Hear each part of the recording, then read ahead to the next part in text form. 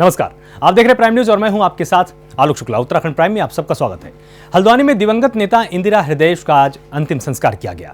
काठगोदाम स्थित रानीबाग चित्रशिला घाट पर बेटे सुमित हृदयेश ने मुखाग्नि देकर उनको विदा किया है। पूर्व सीएम हरीश रावत समेत कई नेता अंतिम संस्कार में मौजूद रहे। बता दें कि 13 जून को नेता प्रतिपक्ष इंदिरा हृदयेश की दिल्ली के उत्तराखंड सदन में निधन हुआ था।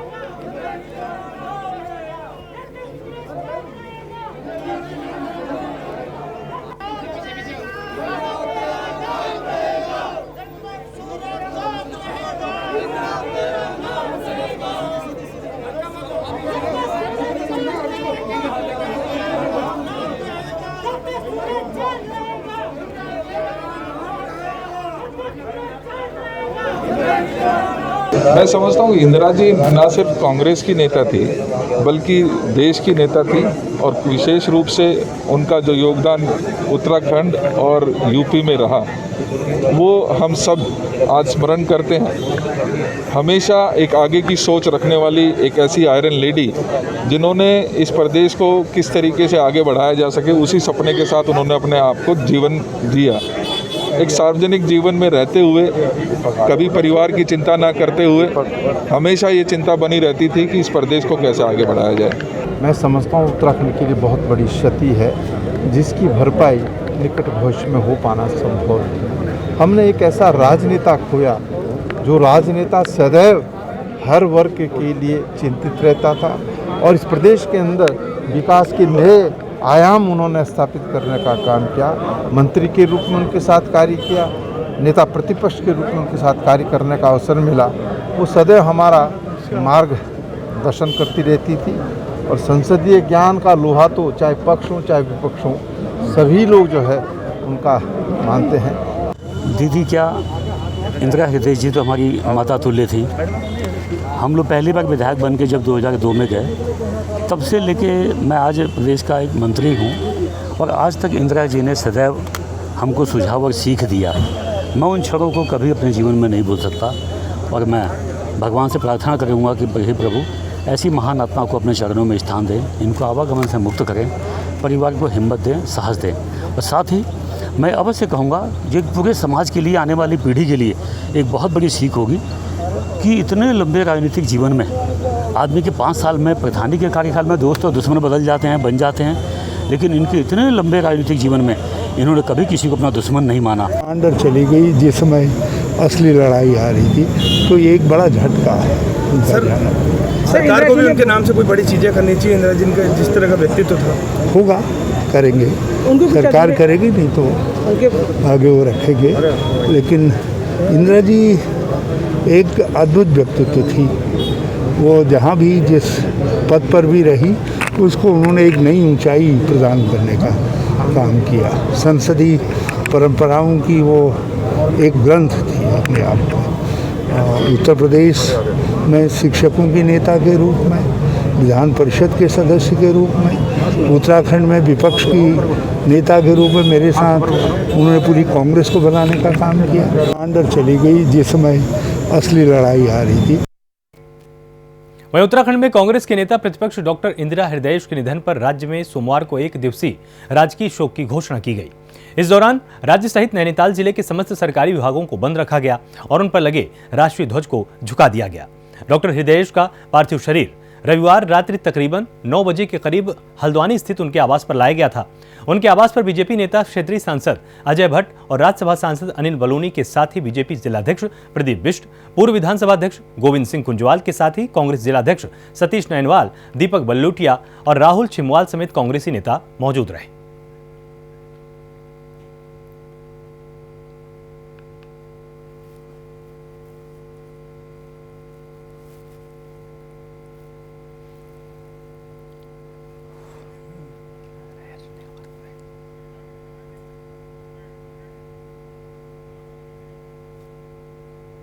वहीं सीएम तीरथ सिंह रावत ने सोमवार को राष्ट्रपति भवन में राष्ट्रपति रामनाथ कोविंद से शिष्टाचार भेंट की। मुख्यमंत्री ने राष्ट्रपति को केदारनाथ और बद्रीनाथ मंदिर की प्रतिकृति और शॉल भेंट की है। उन्होंने उत्तराखंड की स्थिति सामान्य होने पर 4 धाम आने के लिए उनको आमंत्रित भी किया है। तो मुख्यमंत्री तीरथ सिंह रावत ने मुलाकात की है और राष्ट्रपति रामनाथ कोविंद से शिष्टाचार भेंट की गई है।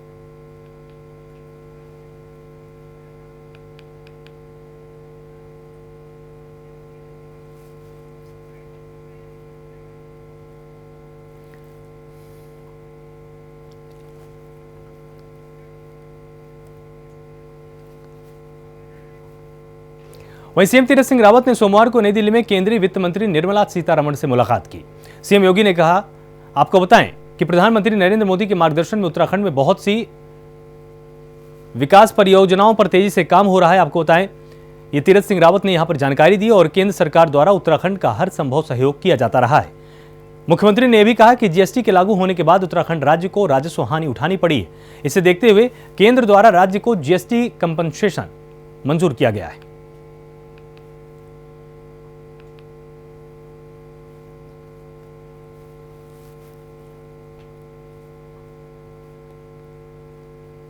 तो केंद्रीय वित्त मंत्री निर्मला सीतारमण से तीरथ सिंह रावत ने मुलाकात की है और ये जानकारी दी है कि जब से बीजेपी की सरकार आई है तब से लगातार उत्तराखंड विकास के नए आयामों को छू रहा है। तमाम ऐसी योजनाएं हैं जो कि केंद्र सरकार से प्रेरणा पाकर यहां पर बहुत बेहतर तरीके से क्रियान्वित की जा रही हैं। तमाम लोगों को उसका लाभ भी लगातार मिल रहा है।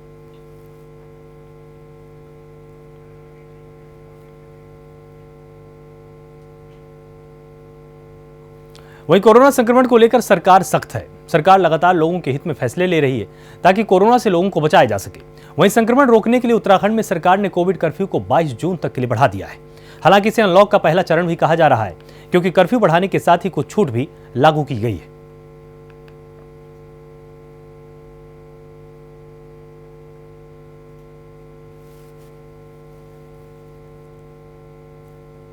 कोविड-19 की परिस्थितियों को देखते हुए आज सरकार ने इस राज्य में कोविड कर्फ्यू को 15 तारीख से 22 तारीख तक बढ़ाने का निर्णय लिया, जिसमें पुरानी एसओपी तकरीबन वही रहेंगी। कुछ महत्वपूर्ण परिवर्तन किए गए हैं। मसलन बद्रीनाथ दर्शन के लिए चमोली जनपद के लोगों को RT-PCR नेगेटिव रिपोर्ट के साथ दर्शन की अनुमति दी गई है। इसी तरह रुद्रप्रयाग जनपद के लोगों को केदारनाथ दर्शन की अनुमति RT-PCR नेगेटिव रिपोर्ट के साथ, और इसी तरह से उत्तरकाशी जनपद के निवासियों को गंगोत्री या यमुनोत्री के दर्शन की अनुमति RT-PCR नेगेटिव रिपोर्ट के साथ देने का निर्णय दिया गया। वहीं मुख्यमंत्री तीरथ सिंह रावत ने केंद्रीय मंत्री स्मृति ईरानी से भी मुलाकात की। मुख्यमंत्री और केंद्रीय मंत्री ने उत्तराखंड की कला एमपण पर चर्चा की है। केंद्रीय मंत्री स्मृति ईरानी ने कहा कि मधुबनी आर्ट की तर्ज पर एमपण कला पर फोकस किया जाना चाहिए। इसे टेक्सटाइल से जोड़ते हुए निर्यात पर विशेष ध्यान दिया जाना चाहिए। प्रदेश में वन स्टाफ कारीगर मेलों का आयोजन होना चाहिए। इसमें स्थानीय कारीगरों के प्रशिक्षण और उन्हें आधुनिक जानकारियां भी दी जाएं। राज्य के लोकल ऑर्गेनिक उत्पादों को प्रोत्साहित किए जाने की आवश्यकता है। 1 से 7 अगस्त तक प्रत्येक जिले में हैंडलूम मेलों का आयोजन हो, इन्हें लोकल उत्पादों से जोड़ा जाए, इसे ई-कॉमर्स के साथ भी जोड़ दिया जाए। तो स्मृति ईरानी से सीएम तीरथ सिंह रावत मिले हैं और उत्तराखंड की कला एमपण पर चर्चा की गई है।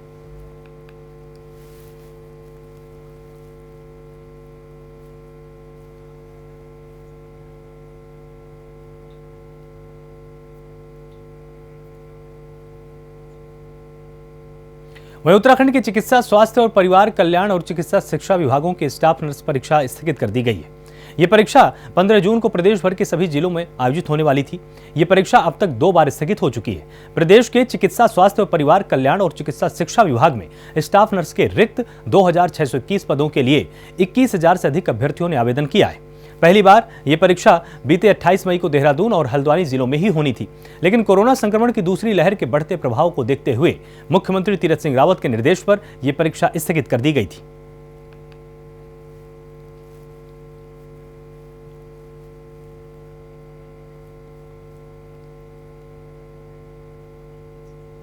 विश्व रक्तदान दिवस के मौके पर पूर्व मुख्यमंत्री त्रिवेंद्र सिंह रावत ने समाज को ब्लड डोनेशन के लिए प्रेरित किया है। त्रिवेंद्र सिंह रावत ने कहा कि समाज को आगे आकर कोरोना महामारी से लड़ने के लिए सभी वर्गों को एकजुट होकर इस महामारी के समय सभी को रक्तदान करना चाहिए। हालांकि आने वाले विधानसभा चुनाव के बारे में त्रिवेंद्र सिंह रावत ने कुछ नहीं कहा है। तो विश्व रक्तदान दिवस पर पूर्व सीएम ने प्रेरित किया है। त्रिवेंद्र सिंह रावत ने ब्लड डोनेशन के लिए प्रेरित किया है और सभी लोगों को ब्लड डोनेशन करना चाहिए, ये त्रिवेंद्र सिंह रावत ने कहा।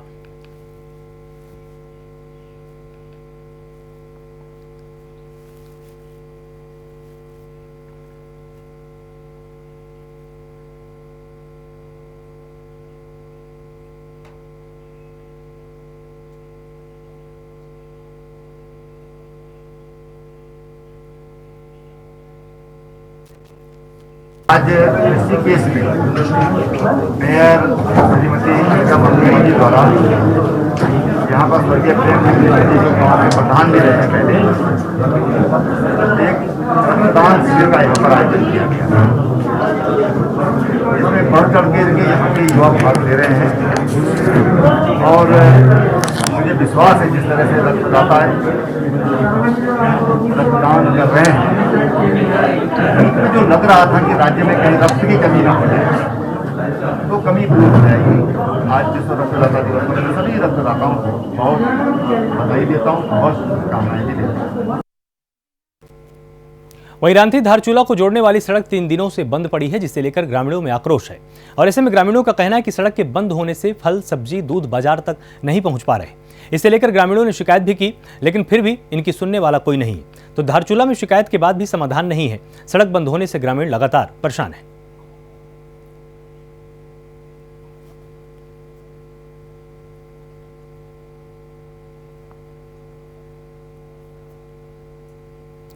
तो सड़क बंद होने के चलते ग्रामीण लगातार परेशान हो रहे हैं।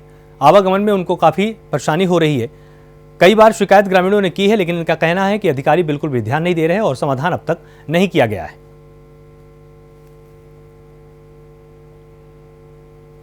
रांची मोटर मार्ग वियोगत 3 दिन से बंद पड़ा है। सूचना के बाद भी संबंधित विभाग मोटर मार्ग को नहीं खोल रहा है।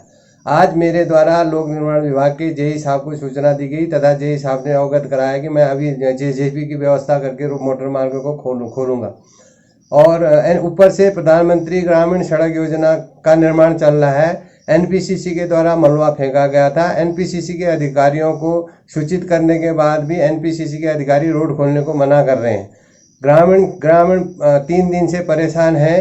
दूध और सब्जी लेने वालों की दिक्कत आ रही है तथा खाद्यान्न आपूर्ति करना है, खाद्यान्न की व्यवस्था करनी है। गांव में सड़क बंद होने से खाद्यान्न नहीं पहुंच पा रहा है। मेरा आपके चैनल के माध्यम से निवेदन है कि बंद मोटर मार्ग को खोलने के लिए संबंधित विभाग को निर्देशित किया जाए। वहीं जोशीमठ के ऋषिगंगा में लगातार बढ़ते जलस्तर से ग्रामीण परेशान हैं। जहां बढ़ते जलस्तर के कारण सीमांत गांव रैणी में मलारी नीति बॉर्डर को जोड़ने वाला वैली ब्रिज खतरे की जद में आ गया है।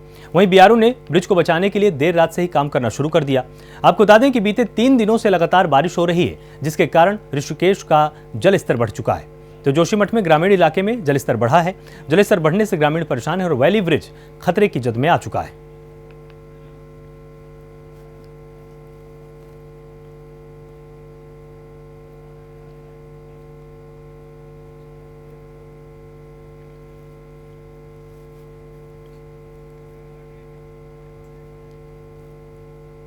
चेनालीसौड़ प्रखंड के दिचली गमरी क्षेत्र में बारिश के चलते फसलों, खेतों, रास्तों और भवनों का भारी नुकसान हुआ है। अभी कुछ दिनों पहले खेतों में रोपाई की गई थी, जो आसमानी आफत से नुकसान हुआ है। और क्षेत्र के सामाजिक कार्यकर्ता अरुण डोटियाल और बुद्धि चंद्रमोला ने बताया कि अधिकतर परिवार की आजीविका साधन खेती और खेतों को भारी नुकसान हुआ है। इसे देखते हुए जिला प्रशासन और राज्य सरकार को अतिशीघ्र पीड़ितों को उचित मुआवजा देना चाहिए। वहीं ग्राम प्रधान थाती दिचली बीरचंद ने बताया है कि भेगवाल गांव, जगड़ गांव, बनको सर्फ, क्यारी, जोगत तला, जोगत मला, जोगत बिचला, गोरुन कावागड़ी आदि गांवों में भारी से भारी बारिश होने के कारण गदेरे आने से ग्रामीणों का फसलों और खेत का बहुत नुकसान हुआ है। काफी जगह पर लोगों के मकान में बहुत सारी दरारें भी आ चुकी हैं। गांव के अधिकांश रास्ते बह चुके हैं। इस कारण आम लोगों को काफी मुश्किलों का सामना करना पड़ता है। उन्होंने शासन प्रशासन से उचित कार्रवाई करके ग्रामीणों को उचित राहत देने की मांग की है। आपको बता दें कि उत्तराखंड वर्षा की दृष्टि से अगले कुछ दिनों तक ऑरेंज जोन में है, जिसे देखते हुए जिला प्रशासन को किसी भी नुकसान से बचने के लिए समय से टीमें गठित कर क्षेत्र में तैनात करने की मांग की गई है।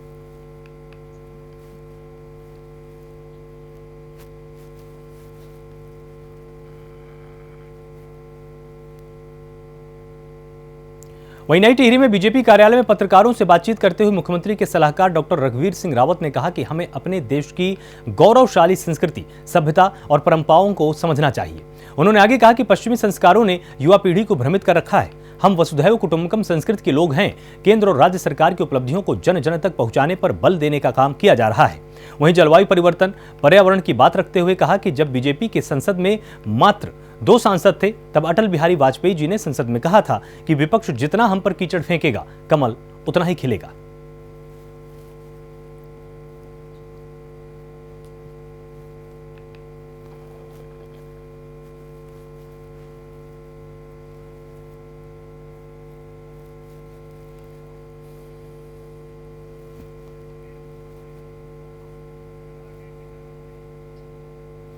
केंद्र सरकार के कुमाऊं में एम्स खोलने को लेकर सियासी पार्टियों में सरगर्मियां तेज हो चुकी हैं। इसे लेकर राजनीतिक दल केंद्र और राज्य सरकार का स्वागत कर रहे हैं।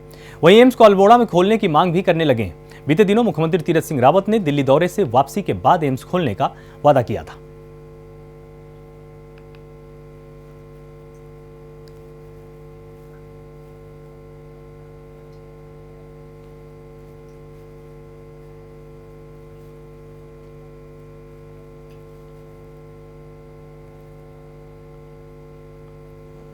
तो बहुत आवश्यक है कि एम्स जैसी जो सुविधा है वो कुमाऊं को मिलनी चाहिए, जिसके लिए माननीय मुख्यमंत्री तीरथ सिंह रावत जी का मैं बहुत बहुत धन्यवाद करती हूँ, जिन्होंने ये अथक प्रयास किया, जिसका सैद्धांतिक सहमति केंद्रीय मंत्रालय से भी मिली है। मुझे बहुत खुशी है और उम्मीद करती हूँ बहुत जल्दी भूमि का चिन्हीकरण कर जो है इस पर कार्य प्रारंभ करेंगे और कुमाऊं के दृष्टिकोण से बहुत बड़ी उपलब्धि है। देखिए, मैं समझती हूँ कि इसके लिए जो भी उसके मानक है, जनपद अल्मोड़ा में खुलता है तो वेल एंड गुड है, मैं भी उसके लिए कोशिश करूँगी। लेकिन जनपद कुमाऊं में कहीं पे भी खुलता है, यदि मान लीजिए जैसे हमने देखा कि रानीबाग में भी का प्रस्ताव चला हुआ है, तो जहाँ कहीं भी उपयुक्त हो तो प्रथम दृष्टि ये है कि वो खुले, और यदि अल्मोड़ा जनपद में खुलता है तो इसका स्वागत भी है और मैं इसके लिए प्रयास भी करूँगी। रुड़की के मंगलौर कोतवाली में एसएसपी हरिद्वार ने अंतर्राज्यीय बाइक चोर गिरोह का खुलासा किया है। पुलिस टीम ने कार्रवाई करते हुए 5 आरोपियों को गिरफ्तार किया है और साथ ही अलग अलग क्षेत्रों से चोरी की गई 12 मोटरसाइकिलें भी बरामद की गई हैं। चोरी की घटना का खुलासा करते हुए एसएसपी हरिद्वार ने बताया कि पिछले लंबे समय से हरिद्वार जनपद पर बाइक चोरी होने की घटनाएं बढ़ रही थीं।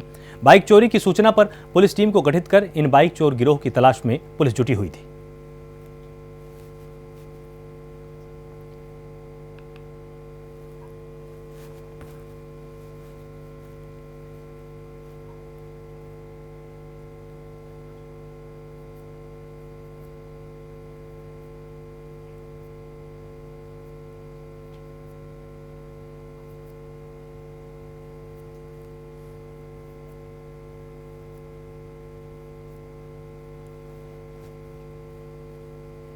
वाहन चोरी का रोकथाम है तो हम जिले भर का अभियान चला रहे हैं। इसमें कल जो है हमारा मंगलूर कोतवाली चौकी लंडोरा में एक बहुत अच्छा सफलता मिली है। इसमें हमने 5 अभियुक्त को गिरफ्तार किया है और 3 अभियुक्त इसमें फरार है। इनसे कुल जो है हम 12 मोटरसाइकिल हमने रिकवर किया है। इसमें जो है 5 मोटरसाइकिल जो है हमारा जनपद में जो मुहतमा से संबंधित है और बाकी 7 मोटरसाइकिल को जो है हम अभी कनेक्ट करने का कार्रवाई कर रहे हैं। इनका जो है जो मुख्य अभियुक्त है शादाब, इनका ऊपर जो है पहले से सिविल एंड रुड़की कोतवाली में जो है 2 मुकदमा में जो है ये अक्यूज्ड है। तो अभी जो है बाकी 3 लोगों का पकड़ने का और बाकी बाइक को कनेक्ट करने का कार्रवाई कर रहे हैं। रुड़की में एडीबी की लापरवाही से बड़ा हादसा यहां पर देखने को मिला है। आपको बताएं कि गड्ढे में गिरने के चलते एक बाइक सवार यहां घायल हुआ है और घटना की तस्वीरें सीसीटीवी कैमरे में भी कैद हुई हैं। एडीबी विभाग की लापरवाही से यहां पर लगातार इस तरह के हादसे हो रहे हैं। तो घटना की तस्वीरें सीसीटीवी कैमरे में कैद भी हुई हैं और आप देख सकते हैं कि किस तरह से गड्ढे में बाइक सवार जाकर गिर गया, उसको काफी गंभीर चोटें भी आई हैं। और आप तस्वीरों में साफ तौर पर देख सकते हैं कि गड्ढा बहुत बड़ा है, जिसके चलते बाइक सवार का बैलेंस खराब हुआ और वो सीधे गड्ढे में जा गिरा और उसके ऊपर उसकी बाइक जा गिरी। हालांकि लोग मौके पर मौजूद थे, उन्होंने तुरंत बाइक सवार को वहां से बाहर निकाला, लेकिन उसको काफी चोटें आई हैं।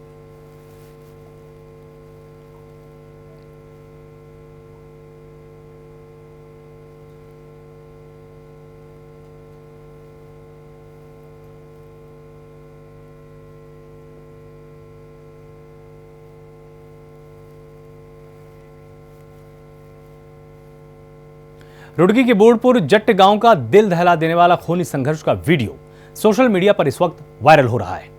इसके बाद पुलिस में हरकत में आ चुकी है और आपको बता दें कि 2 पक्षों में जमीनी विवाद को लेकर यह खूनी संघर्ष हुआ था। खूनी विवाद में महिला, बूढ़े, बच्चे भी लाठी डंडे और धारदार हथियार से एक दूसरे पर हमला करते दिखाई दिए। लाठी डंडे और धारदार हथियारों के बीच हुआ खूनी विवाद का यह वीडियो वायरल हुआ है। इस विवाद में एक पक्ष के 5 और दूसरे पक्ष के 2 लोग गंभीर रूप से घायल हुए थे। वहीं एक पक्ष के हाथ में विवाद के दौरान अवैध देसी कट्टा भी दिखा है। पुलिस मामले में दोनों पक्षों पर मुकदमा दर्ज कर कार्रवाई करने में जुटी हुई है।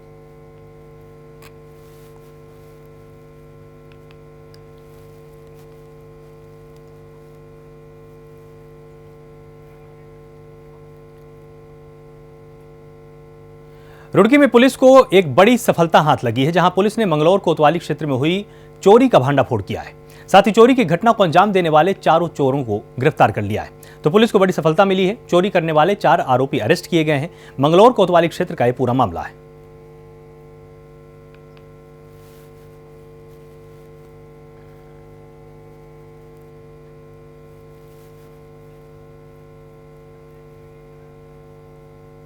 तो मंगलौर कोतवाली क्षेत्र का ये पूरा मामला है। यहां पर चोरों को पुलिस ने गिरफ्तार किया है। लगातार इन्होंने बहुत सारी चोरी की घटनाओं को अंजाम दिया हुआ था और पुलिस के रडार में लगातार बने हुए थे। जैसे ही सूत्रों से पुलिस को खबर मिली, तुरंत इनको धर दबोचा गया है और साथ ही चोरी का बहुत सारा सामान भी इनके पास से जब्त किया गया है।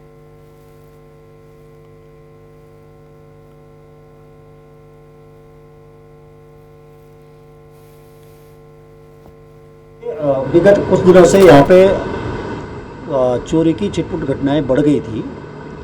इसमें हमारे सीनियर अधिकारियों द्वारा जो है टीमों का गठन करवाया गया और चोरियों को प्रिवेंट करने के लिए हमारी टीमों के द्वारा अच्छा अथक प्रयास करके ये कल में ये 4 आदमी अलग अलग चोरियों की घटनाओं में पकड़ करके हमने आज इनको कोर्ट में भेजा। वहीं खबर टिहरी से है। गंगोत्री हाईवे 94 पर पहाड़ी से भारी बोल्डर गिरने की वजह से बड़ा हादसा हुआ। हिंडोला खाल के पास पहाड़ी से भारी बोल्डर मैक्स वाहन के ऊपर गिरने से ड्राइवर की मौके पर ही मौत हो गई है। तो हादसे में ड्राइवर की मौके पर ही मौत हो गई है। हादसा भीषण था और ये बोल्डर अचानक गिर गया, जिसके चलते यहां पर ड्राइवर की जान जा चुकी है।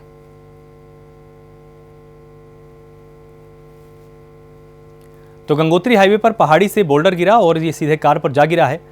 मौके पर ही ड्राइवर की मौत हो गई है। हादसा इतना भीषण था कि उसको बचाया नहीं जा सका।